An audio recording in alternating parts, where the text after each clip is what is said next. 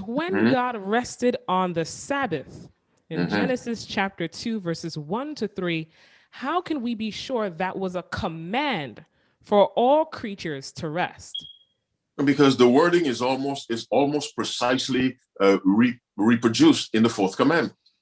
If you read Genesis chapter 2, verses 1 to 3, and I'm reading from the King James Version, the Bible says, "Thus the heavens and the earth were finished, and all the hosts of them. And on the seventh day, God ended his work which he had made. And he rested on the seventh day from all his work which he had made.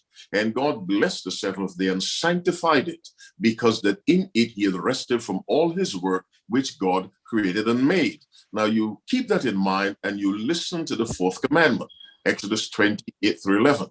"Remember the Sabbath day to keep it holy.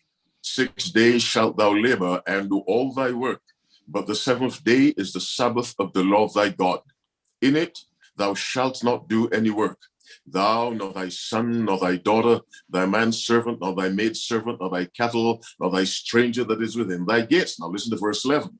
"For in 6 days the Lord made heaven and earth, the sea, and all that in them is, and rested the seventh day. Wherefore the Lord blessed the Sabbath day and hallowed it." Verse 11 of Exodus 20 is just simply a rewording of verses 2 and 3 of Genesis chapter 2. And so that when you add one to the other, because the Bible must be studied here a little, there a little. When you look at those two verses, one next to the other, or those two passages, we see clearly that what is commanded in Exodus 20 was required in Genesis chapter 2, when when we read the information about the blessing of that holy day. All the commandments go together. That's the teaching of the half-brother of Jesus, James, in James chapter 2, verse 8. "If ye keep the royal law according to the commandment, thou shalt love thy neighbor as thyself, ye do well. But if ye have respect of persons or to persons, ye commit sin and are convinced of the law as transgressors. For whosoever shall keep the whole law and yet offend in one point, he is guilty of all." Now, he goes on to say, "For he that said, do not commit adultery, said also, do not kill." Now, Cain killed, he broke the law, because that commandment existed way back then, but they all go together. And where did Cain get "thou shalt not kill"? Well, the law has always existed. The Bible says sin is the transgression of the law. 1 John 3 verse 8 tells us, "He that committeth sin is of the devil, for the devil sinneth from the beginning." How did the devil sin? Because he broke the law of God.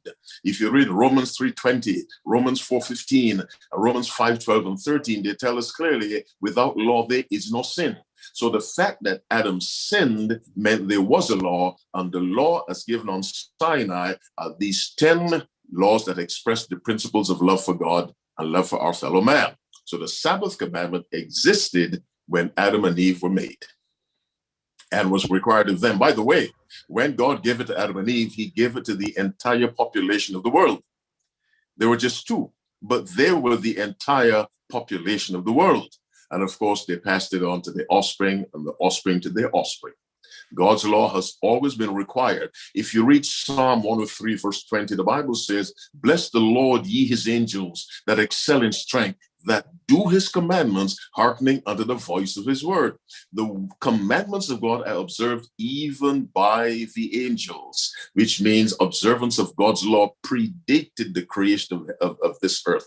God's law has always been there. Adam and Eve were required to observe it, and we're still required today. And if someone said, either you or my sister read the poem, Isaiah 66:23, "And it shall come to pass that from one new moon to another, and from one Sabbath to another, shall all flesh come to worship before me." And so it has always been, it is, and it will always be.